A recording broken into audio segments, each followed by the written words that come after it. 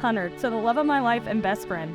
After graduating high school 8 years ago, I remember my mom saying to me, "You may go off to college and find a small town boy in the middle of nowhere, West Virginia, who could be the one you marry." Little did I know that night I called you standing outside of your dorm that we'd be standing here today in the rain. And yes, I did add that part.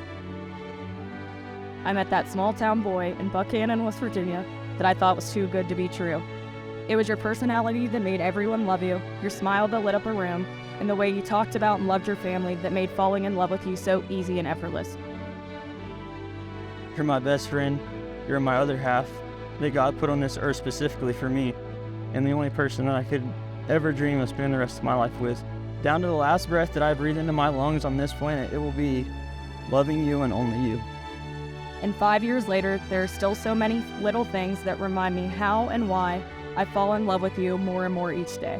But most importantly, I love you more each day because of how you know the best way to communicate with me, how much effort you put into our relationship on a daily basis, how you love me at my best and love me even more at my worst. I remember when we first met, I knew there was something special about you. The way you smiled and laughed at yourself. The way you encouraged me to do my best no matter how big or how small the task was. The way you held me accountable for things.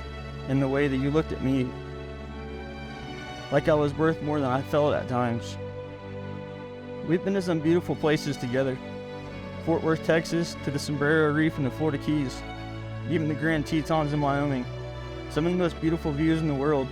And every single time I found myself not staring at the mountains or the crystal clear water. I found myself looking right at you. I've realized the reason for that, because none of those places are all that great if you weren't right next to me. And thank you for loving me when I felt like I wasn't capable of being loved and making me feel seen and special every chance you get.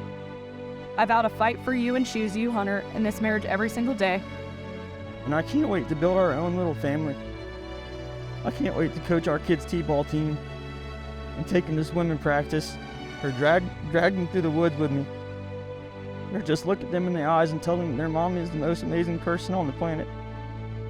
You're going to make the best husband and the best dad one day, and I can't wait to see where life and God take us. I am so overwhelmingly lucky and proud to be standing by your side today and every day for the rest of our lives. I promise to always put you first and love you with all of my heart. Mackenzie Ray, I love you the rest of my life. I love you, James Hunter, and always will. Hunter Mackenzie, you've made vows.